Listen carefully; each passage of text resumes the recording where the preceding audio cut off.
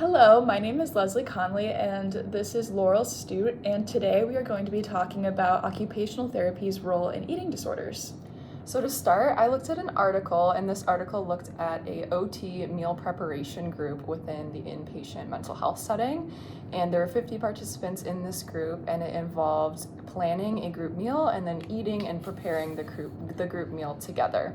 And so this intervention was very beneficial. In fact, they found that 92% of participants quantitatively found this intervention beneficial, and 72% found that this intervention helped them transfer to a lower level of care. So these results came from a survey that was given to participants following the intervention and ultimately provided evidence for occupational therapy's role in providing these meal preparation groups.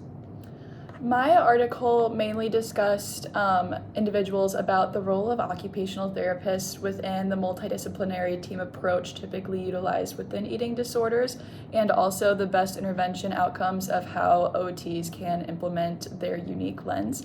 The research study utilized a retrospective mixed method qualitative approach, and it was level 4. The interventions that they utilized were that an individual who was receiving rehabilitation services in an inpatient hospital was receiving occupational therapy services where she was treated with implementing coping mechanisms within those challenging times throughout her day, and was also equipped with tools to take home to utilize following discharge from the inpatient care unit. Some of the limitations from this study were that it was a sample size of 1, so not very generalizable to the greater population, but it did give us good outcomes and insight on how beneficial occupational therapists can be, and how the participants really did enjoy occupational therapy and thought that they were equipped with tangible tools that they were able to utilize post-discharge. So as Leslie talked a little bit about limitations, in terms of implications for OT practice, my article also didn't use a very sound measure. It was a mixed method qualitative and quantitative study created by the OT who had actually provided the intervention of the meal preparation groups. So something we kind of saw that was lacking is that there is a lack of research tools to evaluate the effectiveness of OT and OT programs such as the meal preparation intervention. So this is something we'd like to see in future research. Additionally, I think overall we resoundingly understand that OT does have a role in these areas, especially in inpatient mental health with this population. And so implications for practice include that OTs should continue to incorporate OT meal preparation interventions.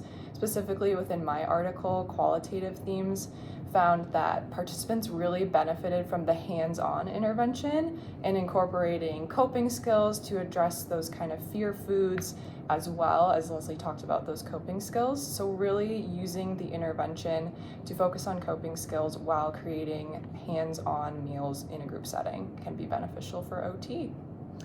Yeah, within my article, again, I addressed that it talked about a lot of coping skills, but within this narrative review, it really hit home how this individual's routine roles in every aspect of her life were impacted by her diagnosis of anorexia nervosa. So how pivotal OT's interventions can be within that setting, because we are typically not seen within that multidisciplinary approach, which is necessary because of how complex these cases typically are and how many different factors are involved within that rehabilitation setting.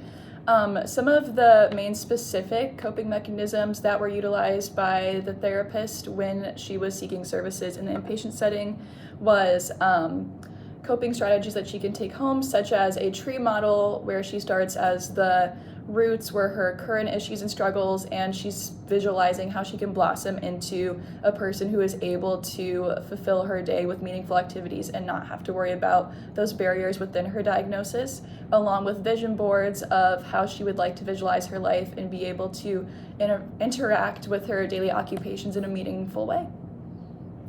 Thank you for listening to our Buzz Bite. Thank you.